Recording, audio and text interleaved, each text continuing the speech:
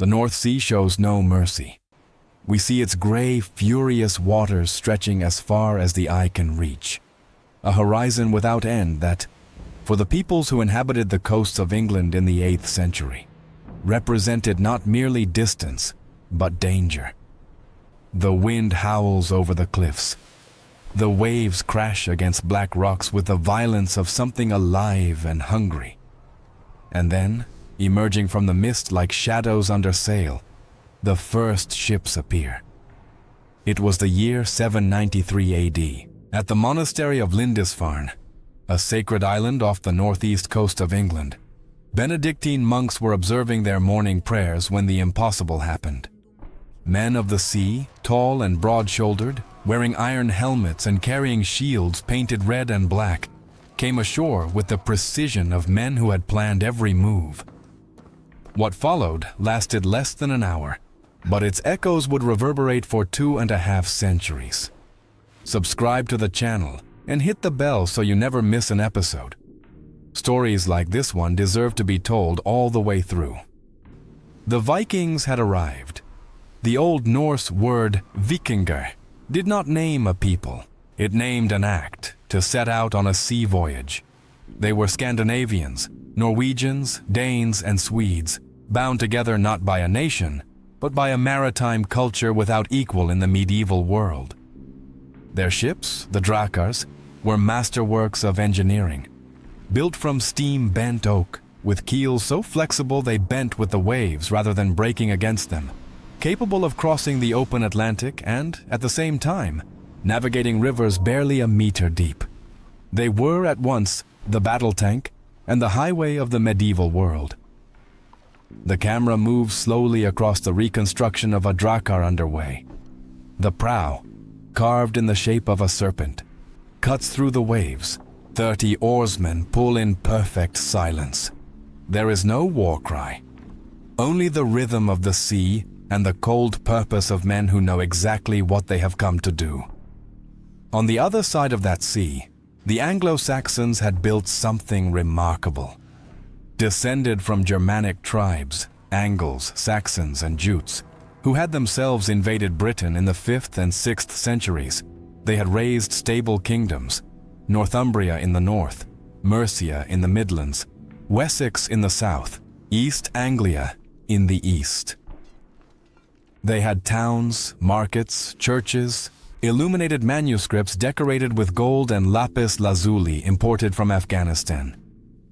The Lindisfarne Gospels, produced in that very monastery attacked in 793, stand among the most refined works of art in all of medieval Europe, their pages filled with geometric interlace of almost impossible precision for human hands. It was precisely that wealth that made England irresistible. The chroniclers of the age held nothing back. The monk Alcuin of York, upon learning of the attack on Lindisfarne, wrote to the king of Northumbria in genuine horror. The desecration of a sacred place by godless pagans felt to him like the announcement of the end of days. Churches burned, reliquaries looted, monks cut down at the altar or dragged to the ships as slaves. The gold of chalices melted down and divided among warriors. But what the Christian chroniclers described as pure barbarism followed, from the Norse perspective, a ruthless logic. In 8th century Scandinavia, demographic pressure had outgrown what the land could bear. Younger sons of chieftains inherited no land. They inherited swords and the necessity of carving out their own fate. The North Sea was not an obstacle. It was a road. And England, with its monasteries set back from the shore, barely defended and filled with wealth accumulated over generations, was the most accessible and least protected storehouse in the Western world. The first raids were surgical. They came in summer, when the sea was navigable, struck fast and withdrew before any military force could be organized. The Anglo-Saxon kingdoms, accustomed to fighting one another on dry land, simply had no answer for an enemy that appeared from nowhere and vanished just as quickly. For 40 years the pattern held.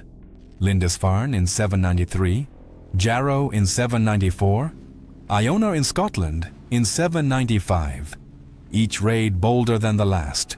Each summer teaching the Vikings where the defenses were weakest, which rivers led inland, which towns were worth the risk. And then, in 865, everything changed. What landed on the shores of East Anglia that autumn was not a raiding fleet. It was an army. Anglo-Saxon chroniclers called it the Michael Heathen here, the Great Heathen Army. Modern estimates place its strength at somewhere between 2,000 and 3,000 warriors, a staggering number by medieval standards. At its head, 3 brothers, Halfdan, Ivar, and Ubba, sons of Ragnar Lothbrok, a legendary chieftain whose name was already, in his own lifetime, half history and half myth. This time, the Vikings had not come to raid. They had come to stay. The camera finds the reconstructed face of Ivar, called by the chroniclers Ivar the Boneless, possibly on account of a congenital bone condition that, according to the sagas, did nothing to diminish his strategic ruthlessness. His eyes, in the reconstruction, carry the coldness of calculation. This was not a man driven by rage, he was driven by a plan. In less than 4 years, the Great Heathen Army had conquered 3 of the 4 Anglo-Saxon kingdoms. York, the second most important city in England, fell in 866. King Ella of Northumbria was captured and executed in a manner the chroniclers describe with barely contained horror. The ritual known as the Blood Eagle, whose precise nature historians still debate, carried an unmistakable symbolic brutality, a message to every kingdom that still held out. Only Wessex remained, and Wessex had Alfred. Alfred, son of King Ethelwulf, was 22 years old when he took the throne of Wessex in 871, following the deaths of 4 elder brothers in rapid succession.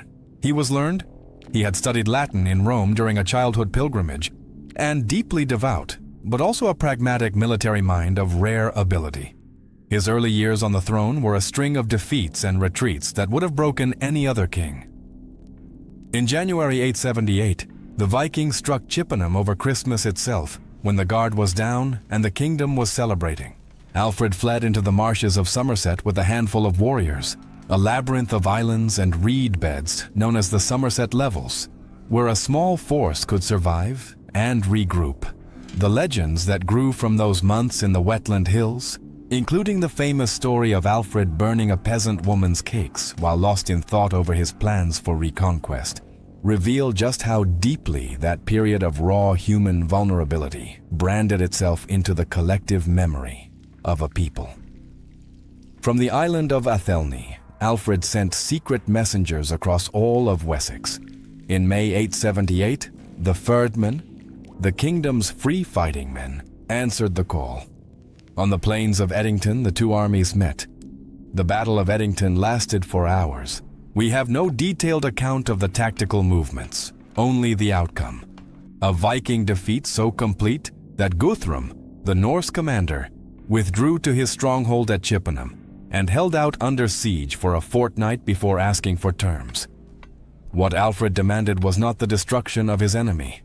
It was something far more calculated. Guthrum was baptized. Alfred stood as his godfather. The Viking chieftain who had nearly destroyed England was given a Christian name, Ethelstan, and installed as King of East Anglia under the Treaty of Wedmore, which divided England into 2 zones, the Viking Danelaw to the north and east, and Anglo-Saxon territory to the south and west. It was a pragmatic acknowledgement of a reality no single battle could ever fully undo. The Vikings were not merely invaders. In many places, they were already neighbors. The Danelaw, the region under Danish law, was not an occupied territory in any modern sense. It was a merger.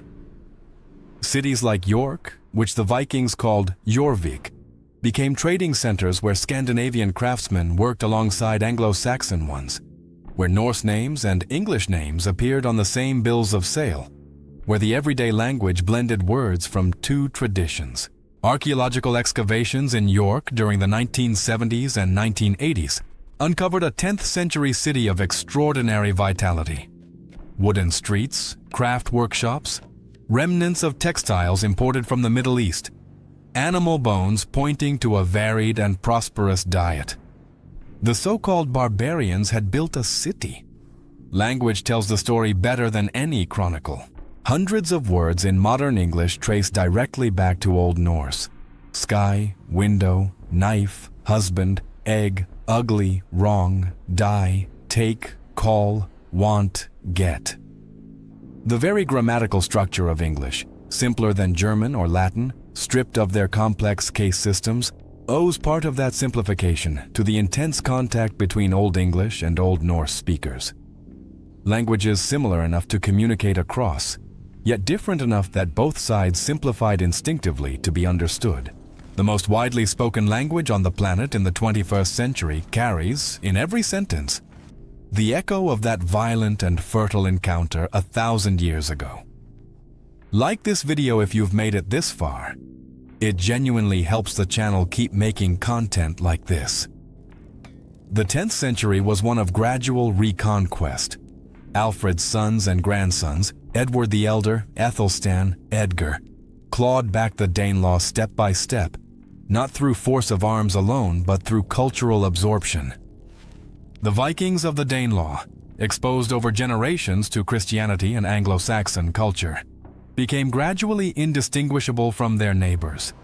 Ethelstan, Alfred's grandson, was the first to use the title Rex Anglorum, King of the English, acknowledging that England was no longer a collection of ethnic kingdoms, but a single political identity, forged in the very fires of invasion.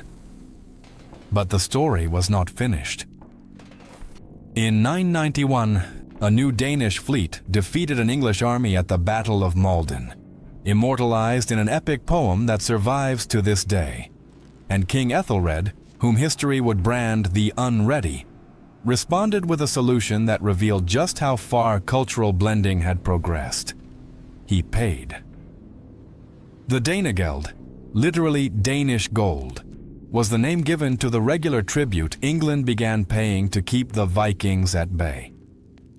In some years, the sum reached 48,000 pounds of silver, a figure that demands a moment of silence to absorb. The agricultural output of an entire nation bled dry to purchase peace from strangers.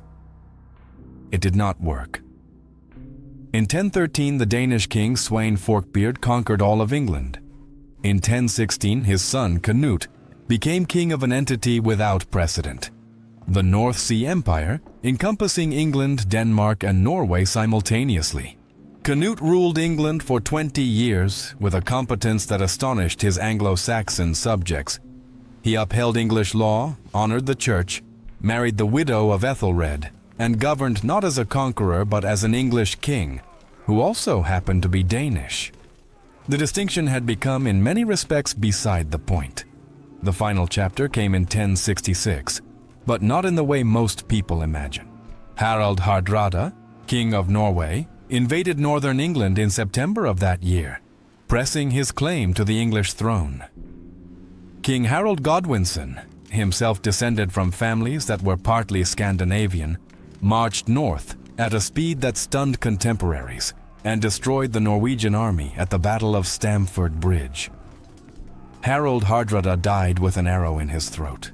It was the last great Viking invasion of England. 3 days later, William of Normandy, whose very name gives the game away. The Normans were Northmen, Vikings who had colonized northern France 2 centuries earlier and adopted French as their tongue, landed at Hastings. Harold Godwinson marched south again without resting his men. On the 14th of October, 1066, an arrow, by tradition, though historians debate the details, brought the Anglo-Saxon age to a close. The victor at Hastings was, at his deepest roots, a descendant of the same Norsemen who had terrorized England for 273 years. History rarely delivers its ironies with such precision. What the Vikings left behind cannot be measured in battles won or lost, in cities sacked or built, in kingdoms conquered or absorbed.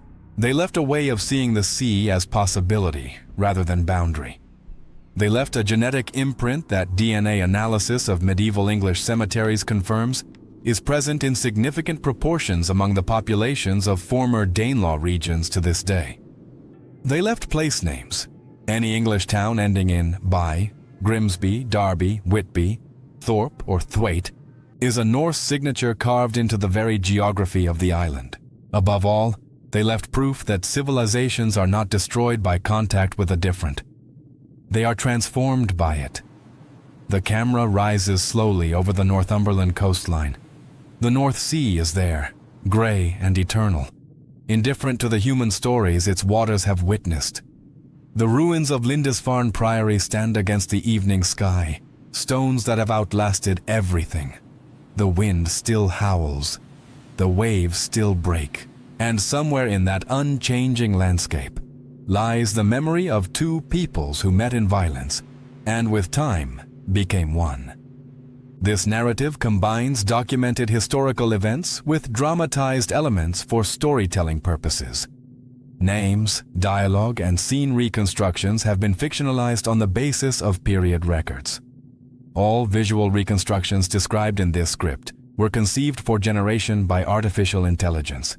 The central historical events, battles, treaties, dates, and figures including Alfred, Guthrum, Canute, and Harold Hardrada are drawn from medieval sources and contemporary academic historiography.